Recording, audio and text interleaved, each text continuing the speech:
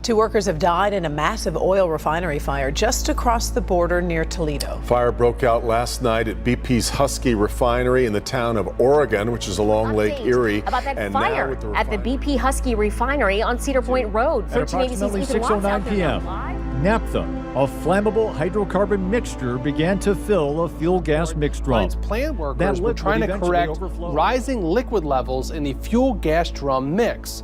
OSHA said that's when a flammable vapor cloud formed How and this ignited. fire even started, but those two workers did die this morning. Not a lot of people coming in and out of the refinery. That killed refinery workers, brothers Ben and Max Morrissey.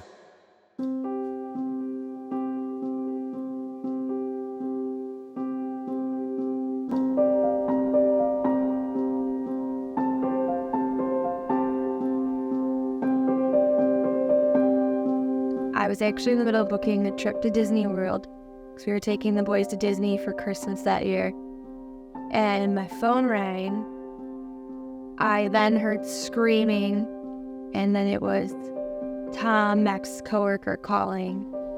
Dara, Max has been hurt.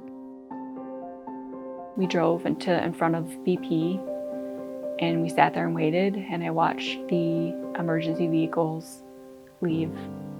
And at that time, I didn't know that Ben was in one of them. I got a phone call from Dara, and I answered it, and she said that Ben's at the hospital too, and he's really hurt also, and so is Max. My heart just sunk. It was a shambles. Obviously, we didn't know the extent of the injuries, but I mean, you always have hope. At first, we heard that two people were burned and they were our members and they were transported off site. Then later on, we heard that they had been air ambulanced to Michigan. Then we found out that they were not only union brothers, but they were siblings. And that's, when the reality of it hits you that we've never had anything like this before, and that's just different.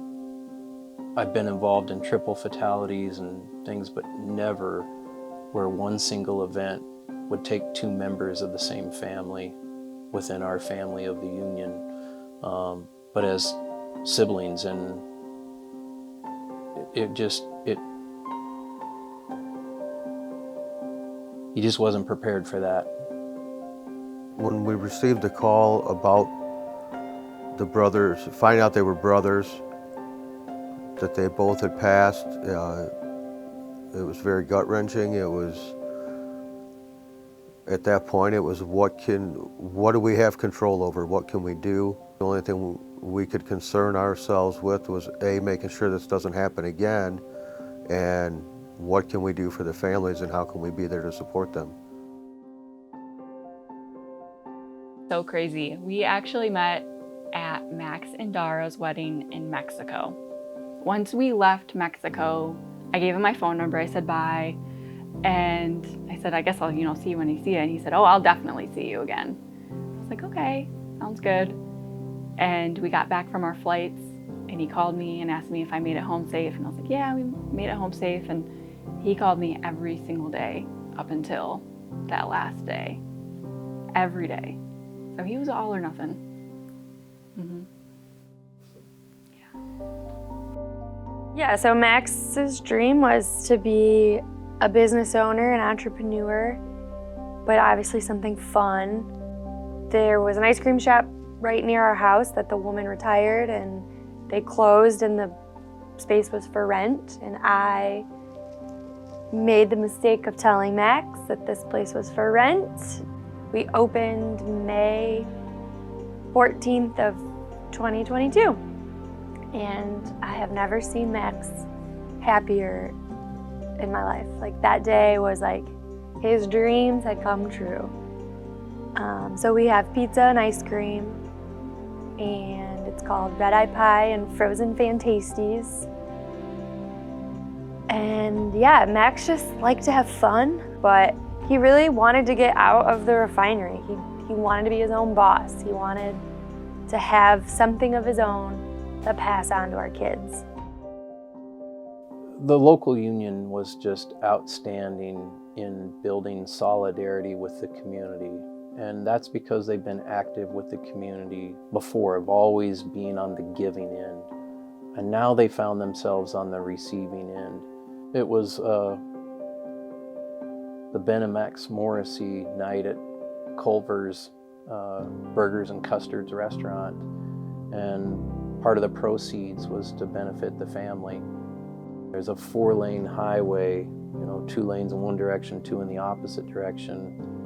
And all of that right-hand lane waiting to get into Culver's was back clear up to the stoplight. And I pulled into the parking lot, and I just had to stop for a moment and take it in to see how important it is, how communities and labor works together.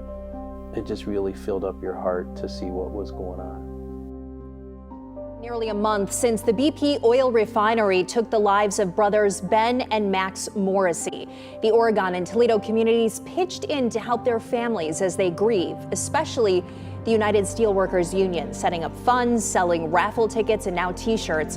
Kaylee Marentet has been following. There's a lot of just community involvement that we do as a local, and when we needed help, the community stepped up, and we couldn't ask for more from the area at all, and the support we received. And other facilities, I don't believe that would happen. I'm not part of a union, so I didn't really understand unions, but now I do, and I feel like they're really making a point to make us feel like we're family, like and forever. It's not like, in a year or 2 from now, we're just gonna forget about you.